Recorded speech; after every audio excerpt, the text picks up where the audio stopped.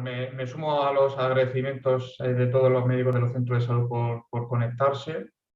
Vamos a empezar ya a dar un repaso de las rutas asistenciales de factores de riesgo cardiovascular. En este caso la hemos dividido en dos partes. Yo, por un lado, daré las rutas asistenciales de la hipertensión arterial y de la dislipemia, y luego Isabel Peral hablará sobre la ruta asistencial de diabetes. Y ya pues vamos a entrar un poco en materia. Si os parece bien, lo que hemos planteado es vamos a dar las dos ponencias seguidas y ya una vez que terminemos los dos ponentes de hablar nuestra sesión, pues, se abre el turno de preguntas, de debate, cualquier cosa que nos queráis comentar. Intentaré ajustarme al tiempo y no extenderme demasiado.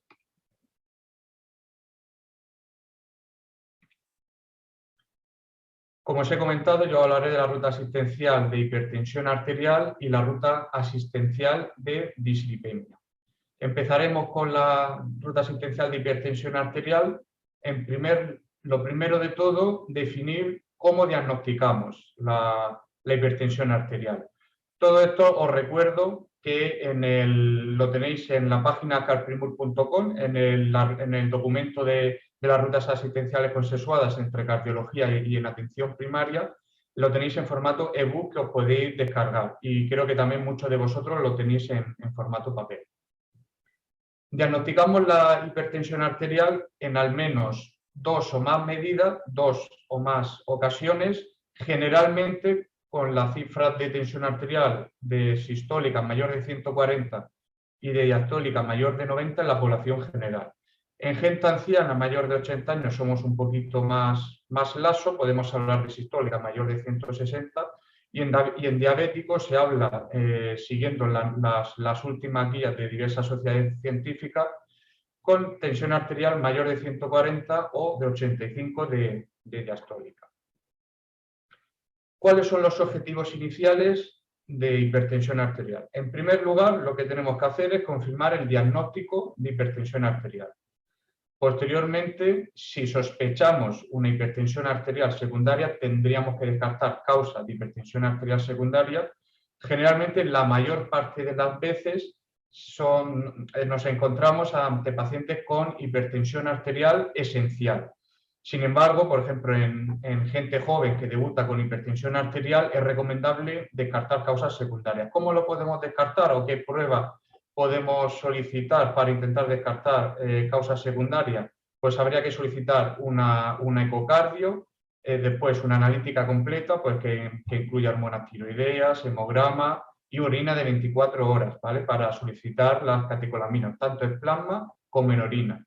Después hay que pedir una eco, es raro, pero hay que pedir una ecodoppler de las arterias renal para descartar una estenosis de la arteria renal y una interconsulta a oftalmología para comprobar la ausencia de órgano diana, ¿vale? En este caso a nivel ocular. Como he comentado, otros objetivos iniciales son detectar daño de órgano diana. Muy importante indagar sobre la coexistencia de otros factores de riesgo cardiovascular. No es raro que el paciente que es hipertenso, aparte de la hipertensión arterial, tenga sedentarismo, obesidad, diabetes, dislipemia, etc. Y finalmente, una estimación del riesgo cardiovascular global.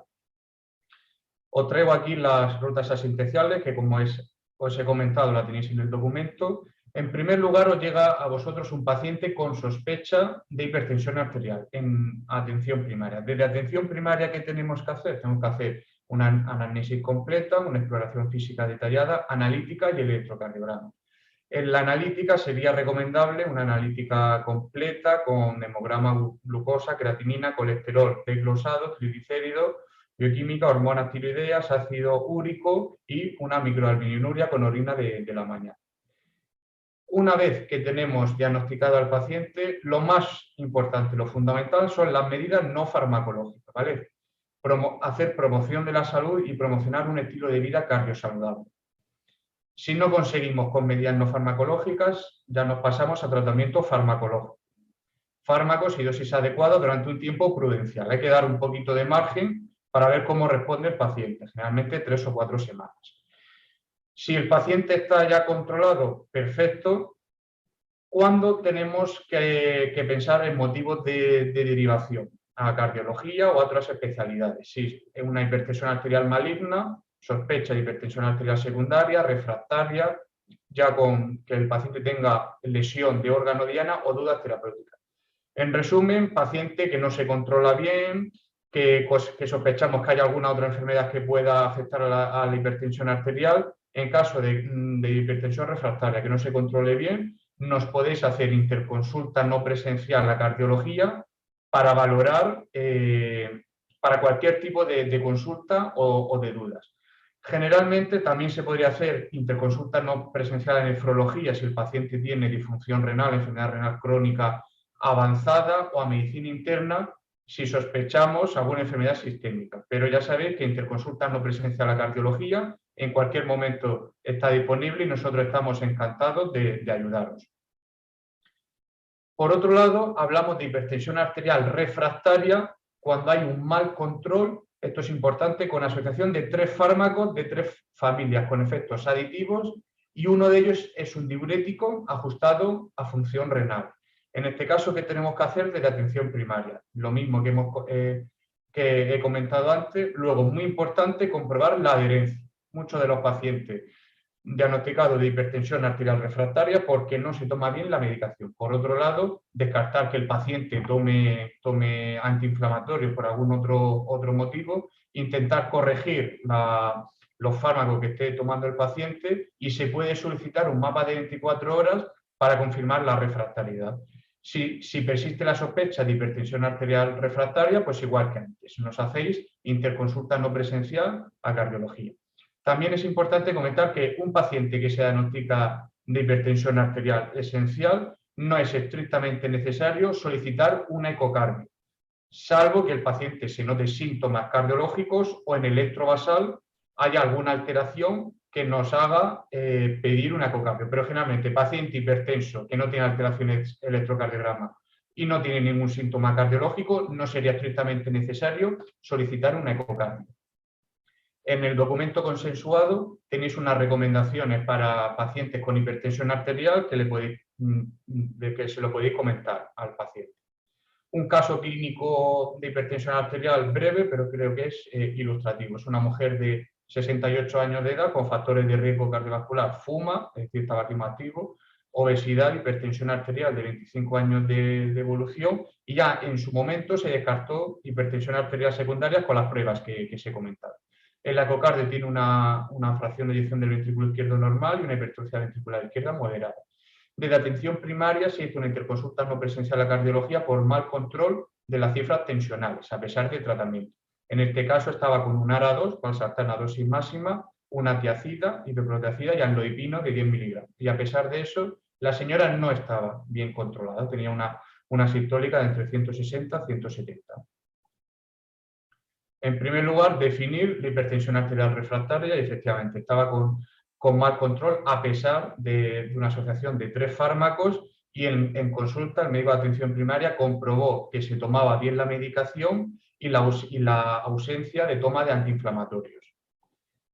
En este caso se recomendó añadir carvedilol, ¿vale? Que es un beta bloqueante con efecto antagonista alfa, que es, por ejemplo, más hipotensivo que el bisoprolol, a la dosis de 2,5 miligramos cada 12 horas. Y muy importante, medidas higienodietéticas. Se aprovechó para dar consejo para dejar de fumar, intentar reducir la ingesta de sal, reducir la ingesta de alcohol, que podía influir porque la paciente, recordamos que si tomaba alcohol de forma moderada, se le recomendó perder peso, y a pesar de añadir esta medicación se pidió un mapa. Este es el resultado del mapa y vemos que la paciente pues, efectivamente estaba mal controlado con la medicación, con cifras de tensión arterial bastante elevadas. Entonces, llegado a este punto, está con un ARA2, un calcio antagonista, una tiacida y un beta bloqueante.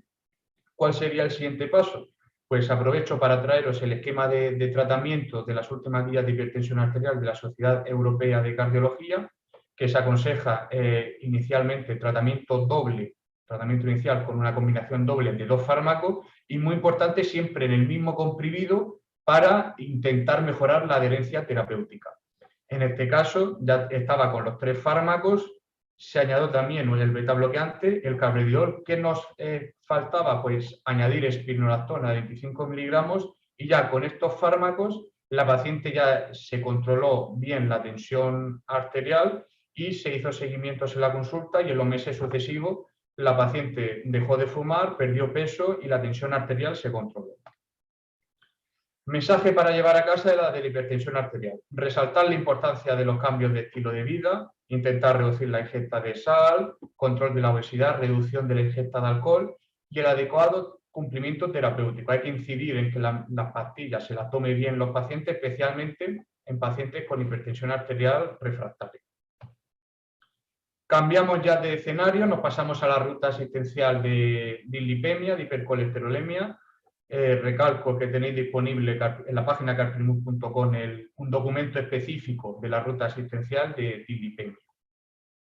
Cuando nos encontramos un paciente con hipercolesterolemia de debut, tanto en cardiología, en atención primaria, ¿qué tenemos que hacer? Pues igual que la ruta asistencial de hipertensión arterial, una anamnesis, incidir en antecedentes familiares de hipercolesterolemia o enfermedad cardiovascular prematura, otros factores de riesgo cardiovascular, la diabetes, hipertensión arterial, otras enfermedades que tenga el paciente, los hábitos tóxicos, preguntar de forma activa sobre el tabaco, el alcohol, otros fármacos que pueda tomar. Una exploración física, pues calcular el índice de masa corporal, fijarnos si tienes antelasmas y o xantomas o arco corneal, y una analítica completa, una analítica general. Posteriormente a eso, el primer paso, estratificación del riesgo cardiovascular, planificar un plan de intervención y, muy importante, definir los objetivos de control de LDL individualizados según las enfermedades y los factores de riesgo cardiovascular que tenga el paciente.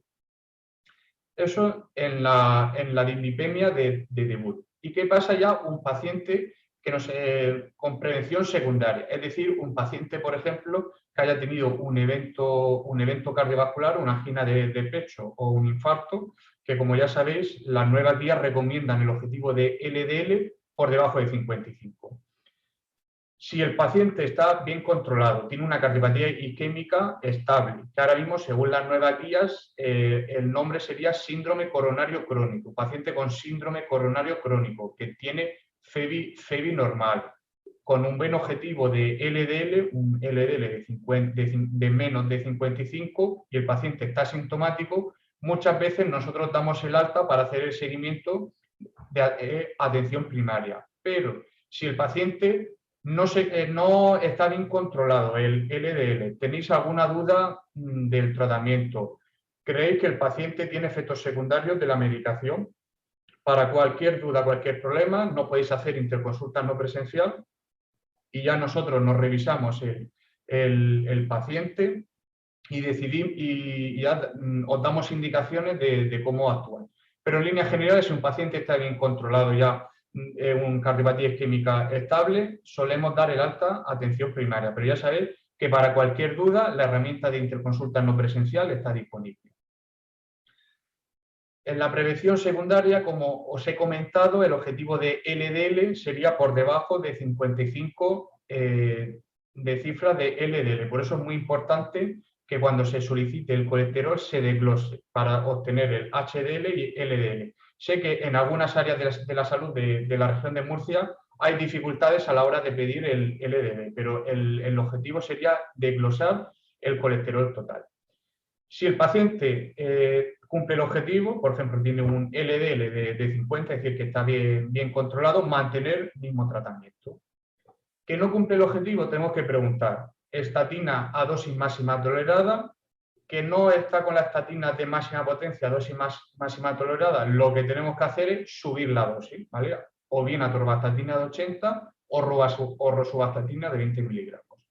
Que sí está con estatina dosis máxima tolerada y no está en rango, lo que tenemos que hacer es añadir ezetimibe. Si a pesar de estatina de máxima potencia, dosis alta y ezetimibe no está controlado, si tiene un LDL mayor de 100, esto es por el visado de la Inspección de Sanidad de la región de Murcia, tenéis que hacer interconsulta no presencial a la cardiología para valorar el inicio del anticuerpo monoclonal, un anti-PCSK9, para conseguir que el paciente esté controlado. ¿Cuándo hay que hacer una derivación a cardiología? Pues o hacer interconsulta no presencial, cuando el paciente tiene una enfermedad cardiovascular prematura o recurrente, enfermedad coronaria multivaso, enfermedad vascular periférica o múltiples factores de riesgo cardiovascular. Os traigo aquí un resumen de las diferentes estatinas que existen. Comentar que las estatinas de alta intensidad, que son las más potentes, como os he comentado, la atorvastatina dosis alta de 80 miligramos o la rosuvastatina de 20. La rosuvastatina incluso se podría subir la dosis máxima de 40 miligramos. En el documento que tenéis disponible también tenéis un esquema que aquí os lo traigo de efectos secundarios, recalcar por su frecuencia la hepatotoxicidad. ¿Qué tenemos que hacer? Si las enzimas del hígado, la GOT y la GPT, se elevan menos de 3 del límite superior de la normalidad, se puede continuar el tratamiento sin hacer ninguna modificación. Lo único que necesita un control analítico reciente, en un mes aproximadamente, 4 o 6 semanas. Si el paciente se le elevan las enzimas hepáticas mayor de 3 del límite superior de la normalidad, aquí sí tenemos que hacer algo. Tenemos que o reducir dosis o suspender la estatina y repetir un nuevo control analítico. Por otro lado, la elevación de la CPK con mialgia. Si el paciente se nota mialgia, que le duele la pantorrilla, que tiene problemas musculares, pues deberíamos o reducir la dosis o cambiar a otra estatina. Si está bastante molesto, si tiene síntomas leves y la elevación de la CPK es inferior a menos de 5 veces del límite superior de la normalidad, podemos continuar el tratamiento.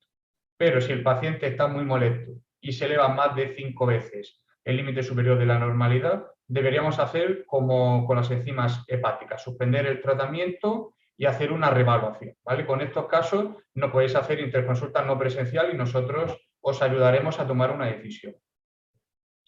Los inhibidores del PCSK9 que ahora mismo están en el mercado son evolocumab y alirocumab, ¿vale? Con una dosis inicial y una dosis máxima objetivo. En el documento de consenso también tenéis unas recomendaciones que os las podéis leer. Yo he recalcado, que aquí os las traigo subrayada, dos puntos. El primero, que el máximo beneficio se obtiene con el control global de todos los factores de riesgo cardiovascular, es decir, muy importante controlar la dislipemia, que el LDL esté en objetivo, pero también es muy importante el resto de los factores de riesgo cardiovascular, que el paciente deje de fumar, que pierda peso, que la diabetes esté bien controlada y que tenga bien controlada la hipertensión arterial. Eso es fundamental. Y también recalcar que la principal causa de que un paciente no consiga controlar sus niveles de colesterol con un tratamiento hipolipemiante adecuado es la falta de adherencia, tanto de hipertensión arterial como la dislipemia. Por eso, incidir en que el paciente se tome bien la medicación. Ya para terminar esta ruta asistencial, en un caso clínico breve, que creo que también es ilustrativo, es un paciente de 53 años de edad, es hipertenso, dislipémico y fumador activo. Tiene una cardiopatía previa, un infarto, simulación del segmento ST en julio del 2020, se le hizo una coronografía y tenía enfermedad severa de un vaso, coronaria derecha a nivel medio y se puso un stent fármaco activo. Se le hizo un ecocardio y la fracción de eyección del ventrículo izquierdo resultó normal. En el informe de alta el paciente se fue con Adiro 100, ticagrelor cada 12 horas, ramipril, atorvastatina, como os dais cuenta que 80 miligramos, es decir, a dosis máxima, el bisoprolol y un protector gástrico. Aprovecho para recordaros los objetivos de la nueva clasificación de la guía de muy alto, alto, moderado y bajo riesgo. Como veis, en este caso nos encontramos un paciente de muy alto de riesgo cardiovascular porque ya tiene una enfermedad cardiovascular documentada. Este documento lo tenéis disponible en las guías de actuación. Allí simplemente os he recalcado lo nuevo de las nuevas guías. La nueva reclasificación que se clasifica según el colesterol LDL, en este caso nuestro paciente de muy alto riesgo, por lo que el objetivo sería un LDL inferior a 55.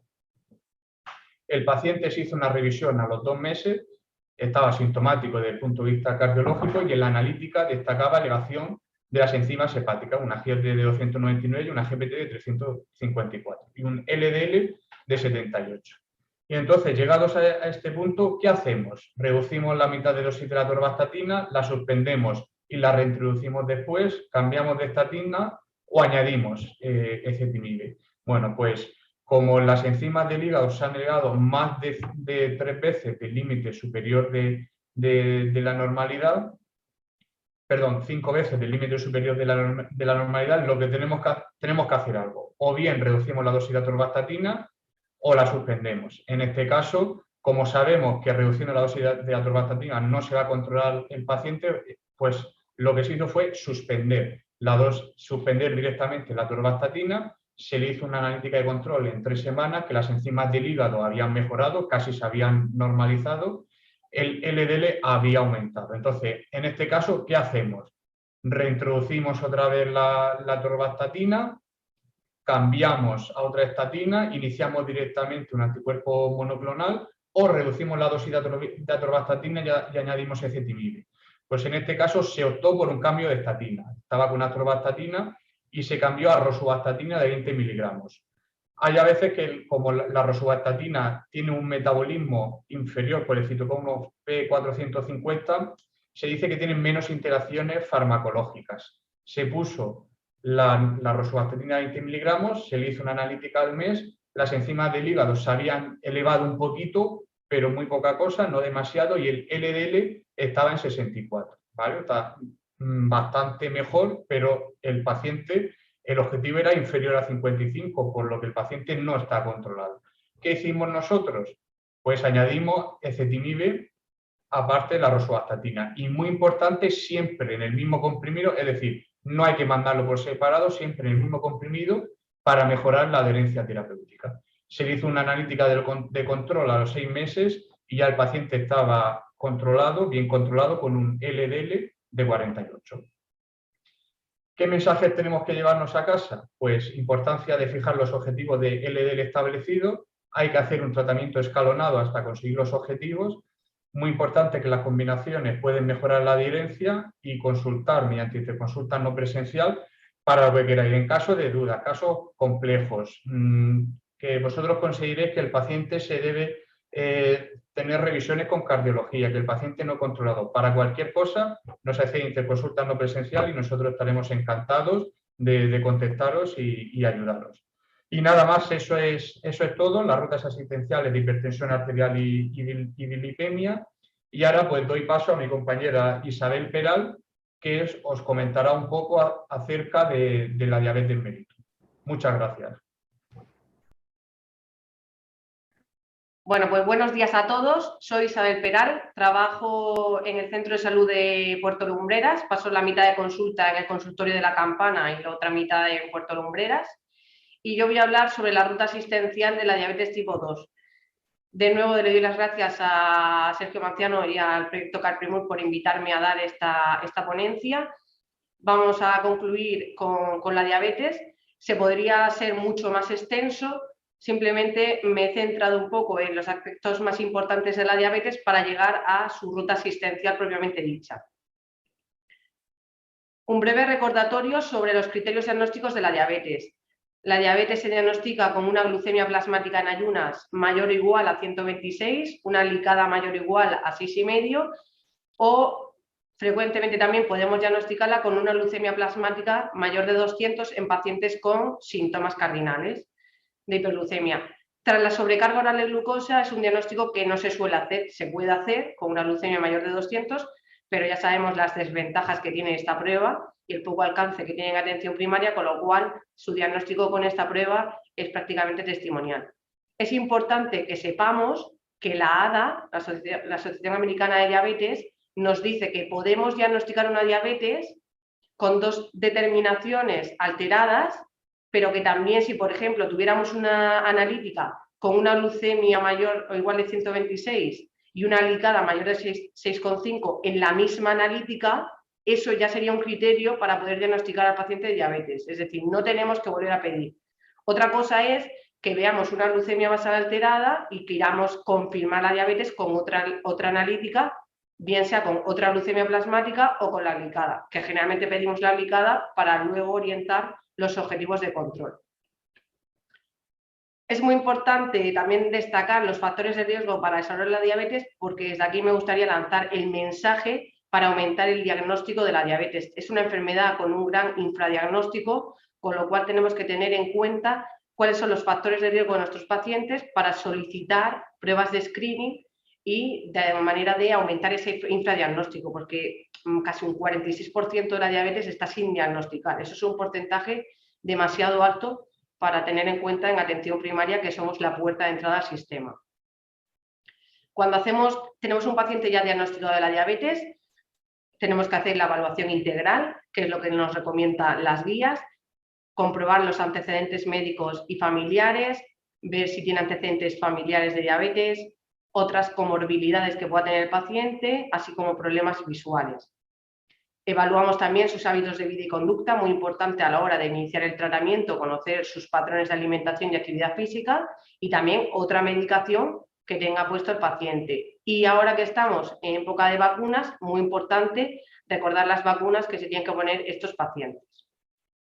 El examen físico que tenemos que hacer en todo paciente, pues el cálculo del índice de masa corporal. Todo paciente debería también tener medido el perímetro abdominal. Es una labor muy importante junto con nuestro enfermero. Yo, por ejemplo, en la campana, todos los pacientes con diabetes tienen su perímetro abdominal anotado en su historia clínica. Hacer su auscultación cardiopulmonar. Importante hacer un electrocardiograma anual. No dar por hecho de que el paciente le hacemos un electro y ya no le pedimos ninguno más. Además, ahora que son digitales, es muy bueno tenerlos registrados en la historia clínica. Y, por supuesto, el despistaje de complicaciones. Enviar de forma anual al diagnóstico al oftalmólogo, y de forma anual si es una diabetes de larga evolución, más de 10 años, con muchas complicaciones, y si no, sería suficiente hacer un examen de fondo de ojo cada 2 años. En los centros de salud que tienen la suerte de tener retinografía, pues se podría hacer en el mismo centro de salud. Y por último, no olvidarnos de los pies. En la analítica sabemos todo lo que tenemos que pedir, su perfil de diabetes con su cociente albúmina granilina. Simplemente me gustaría recordar, que es una cosa que a veces no se nos olvida, y es todo paciente que esté en tratamiento con metformina solicitar una vitamina B12, porque pueden hacer un déficit de esta vitamina. Incluso también si tenemos un paciente con déficit de vitamina B12 en tratamiento con metformina, valorar otro tratamiento, ¿de acuerdo? El potasio, si está con IECA SARA2 o diuréticos, y las tiroides si es un paciente con diabetes tipo 1. Para centrarnos en los factores de riesgo cardiovascular, que es el objetivo de esta charla, esta es una tabla resumen que además está muy actualizada, que hice hace poco, y nos dice prácticamente todo lo que tenemos que hacer. Una glicada menor de 7, siempre y cuando individualicemos. Si es un paciente joven con muy poca comorbilidad, muy buena calidad de vida y mucho apoyo familiar, pues a lo mejor podemos ser más estrictos y tener una glicada de menos de 6,5. La glucemia basal y preprandial siempre tiene que estar entre 80 y 130. Estos son márgenes sobre todo a tener en cuenta en pacientes que tenemos insulinizados. La postprandial menor de 180, el colesterol total en menos de 200, los objetivos de LDL que ya nos ha comentado Javier y que ahora podemos preguntarle de nuevo si está más de acuerdo con las últimas guías del 2019 o todavía nos quedamos con las del 2018, porque esto en atención primaria no queda muy claro. Si en un paciente con muy alto riesgo cardiovascular tenemos un LDL menos de 55, ya nos cuesta tenerlo por debajo de 70. Luego los objetivos de triglicéridos menos de 150, también las de la presión arterial, que siempre tenemos las dudas. La ADA pues siempre dice menos de 140-90 si es un riesgo cardiovascular bajo, menos de 130-80 si es un riesgo cardiovascular alto, como en el caso clínico que nos ha comentado. Pues si es un riesgo cardiovascular alto, menos de 130-80. El peso, siempre intentar un objetivo en cuanto al tratamiento, a intentar lograr o estar lo más cerca posible de un índice de masa corporal menos de 25, y por supuesto, aunque no lo hemos hablado en esta charla, abstenerse del consumo de tabaco o iniciar un tratamiento para la deshabituación. No vamos a entrar en los tratamientos, pero que tengamos muy claro los últimos algoritmos, tanto de la ADA como el de la RGDAS, que es muy novedoso y que está publicado de finales del 2020, con lo cual está muy actualizado, para tener en cuenta llegar a esos objetivos de control en los pacientes con diabetes. Como digo, como no tenemos mucho tiempo, vamos a asumir simplemente lo opuesto para que quede constancia en esta charla si más tarde queréis descargarlo. La diabetes como tal no tiene una ruta asistencial, de hecho os metéis en Carprimur y no hay una ruta asistencial. Pero es cierto que en el Servicio Murciano de Salud, a finales del 2019, publicamos el programa asistencial integrado de la diabetes en la región de Murcia. Con el objetivo de hacer una mejora continua, nos pusieron en contacto a muchos profesionales de distintas áreas y de distintas especialidades, con el objetivo de mejorar la continuidad asistencial de estos pacientes, la calidad de la atención, hacer un mejor uso de los recursos y hacer una atención integral con el fin de elaborar una ruta asistencial. Participamos todas las sociedades científicas y todos los organismos integrados en el Servicio Murciano de Salud, con lo cual es un documento de consenso que deberíamos de poder aplicar en todo el Servicio Murciano, en toda la región de Murcia. ¿Qué podemos encontrar en el PAI? Es un documento muy extenso y va incluido absolutamente todo. Hace una revisión de la diabetes muy actualizada, yo diría que prácticamente, excepto algún pequeño apunte del tratamiento, que incluso está en los algoritmos del 2019, quizá excepto los algoritmos, todo el documento estaría vigente ahora mismo. Problema que yo le he visto al PAI y fue un proyecto muy ambicioso, se trabajó mucho, se elaboró un documento que está muy bien. Ahora el problema es, vengo a dar esta charla y me encantaría decir, ¿dónde podéis encontrar el PAI de diabetes de la región de Murcia? No está publicado en el Servicio Murciano.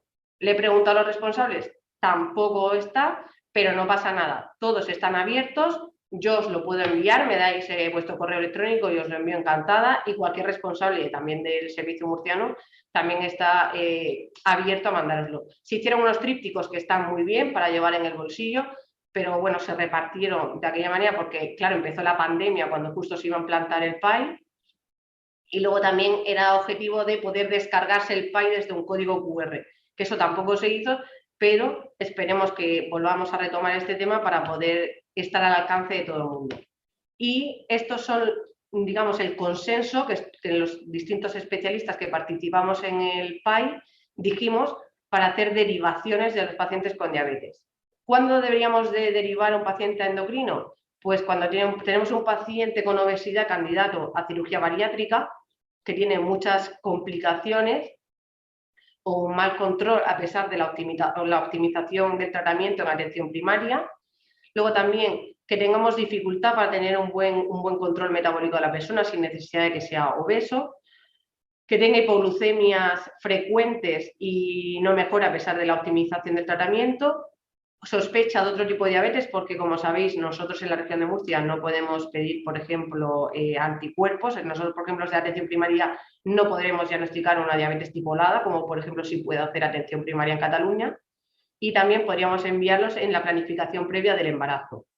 A cirugía general deberíamos hacer una derivación normal si sospechamos una enfermedad arterial periférica, medida como una claudicación menos de 50 metros, preferente si tenemos a un paciente que nos comenta una claudicación con menos de 150 metros y dolor nocturno, que tenga lesiones tróficas o incluso necrosis, y luego si tenemos una isquemia crítica o una gangrena, pues sería una derivación por el servicio de urgencias.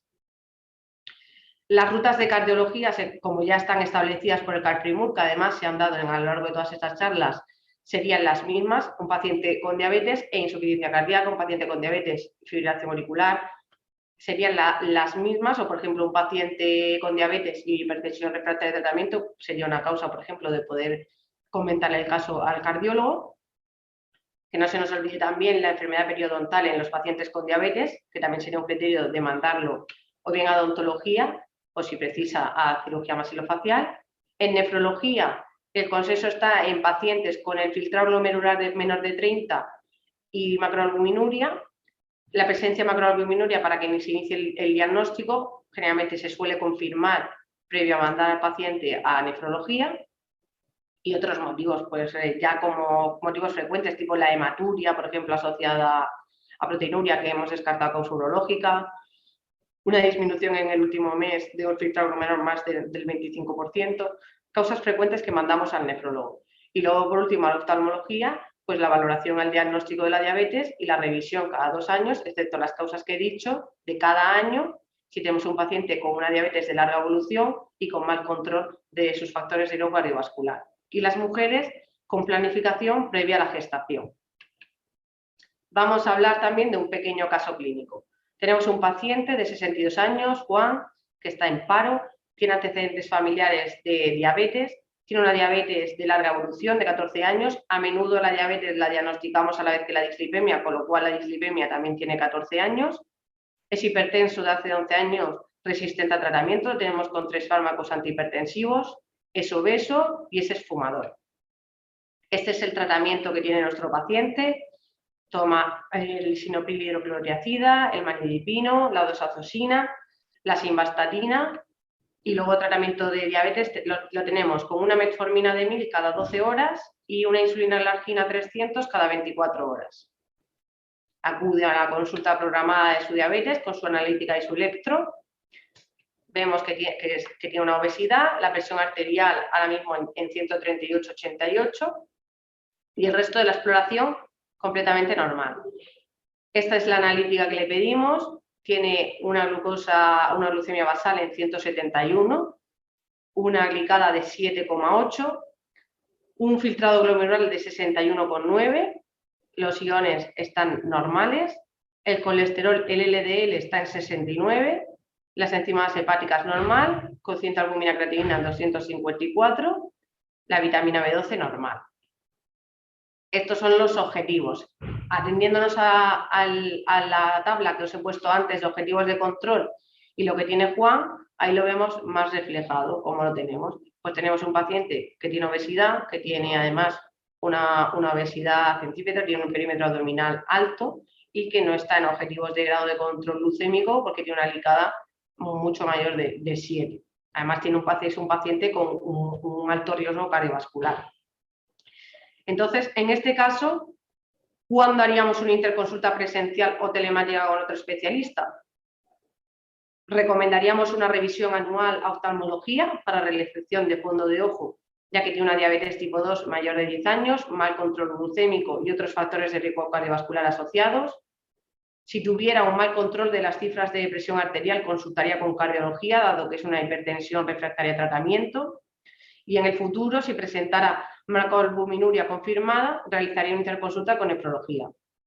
¿Cuál de las siguientes son correctas? Pues como vemos, las tres. Las tres serían criterios para hacer una derivación o una interconsulta telemática con otro especialista.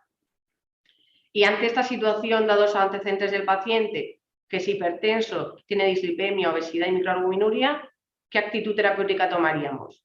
Intensificaríamos el tratamiento con una terapia bolobasal, dejaríamos la insulina y añadiríamos un IDPP4 o un análogo GLP-1, retirar paulatinamente la insulina y añadir un IDPP4 o retirar paulatinamente la insulina y añadir un ISGLT2 junto con un análogo GLP-1, dado que está lejos de su objetivo y se puede beneficiar de ambos tratamientos.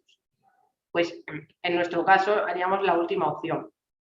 Intentaríamos añadir un ISGLT2 que lo tolera adecuadamente y luego posteriormente intentar retirar paulatinamente la insulina para ver si podemos añadir un análogo GLP-1 que lo tolere bien a nivel gastrointestinal y conseguir retirarle la insulina por un tiempo. Sabemos que al final será un paciente que acabará insulinizado, pero es joven y podemos probar estos fármacos con demostrado beneficio cardiovascular y renal. Como dicen además las guías, que debemos de tener a los pacientes con alto riesgo cardiovascular, como es el de nuestro paciente.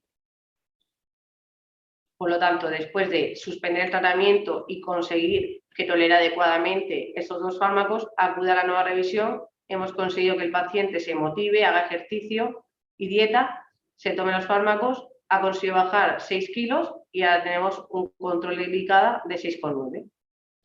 Pues muchas gracias.